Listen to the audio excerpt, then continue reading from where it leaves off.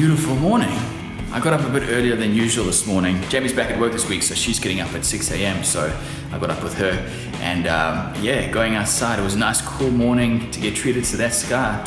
It's a great start to the day. The router sled is built and ready to go. The slab's sitting over here.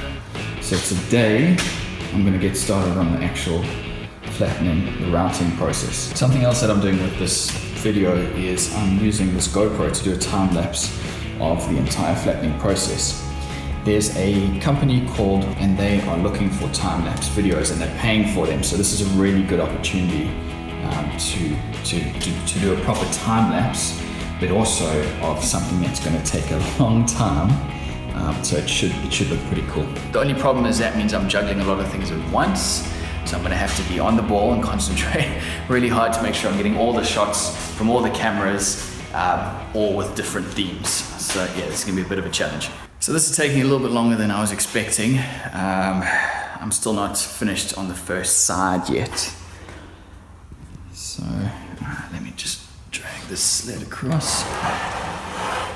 You can sort of see there where I've had to stop.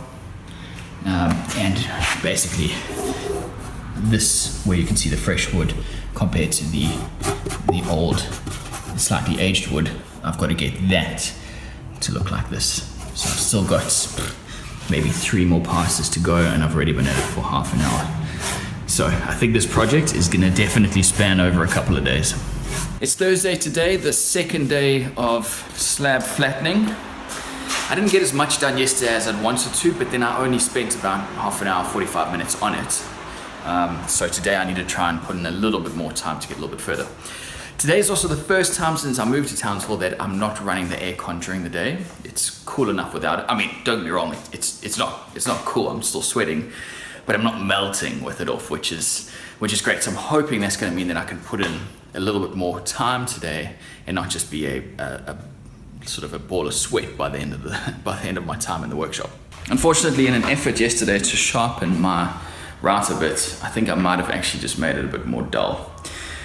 So I try to take a slightly deeper pass now on the timber, and unfortunately this area here is burning. So that just means then that the bit isn't cutting through the timber cleanly enough. Now it's a fairly cheap bit, so I don't expect too much of it. And I guess the benefit of that is now I can just shoot out and buy another one, not too expensive, and then hopefully get back here in time to do a couple more passes. So of course I ended up buying the more expensive one. It's just something Dad always taught me, pay peanuts, you get monkeys. So this is a 19mm wide bit and this was $11. This is the same size, but it's $32. So I'm hoping for that extra money, it should stay sharper for longer. Well, that made all the difference in the world. Now, I know it's a new bit, and any new bit is going to work well and cut well. Obviously, the test is in how long it lasts. But I don't know if you can see the amount of mess there.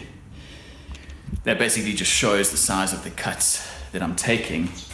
And yeah, this bit is just flying through it. So yeah, pretty happy that I ended up getting that bit. I'm trying something new. I drink way too much coffee, and I know it's not the greatest thing in the world. But what I often try and do is exercise to compensate for my diet. So, new plan, every time I want a cup of coffee, I need to do 15 push-ups, and that means I can earn it.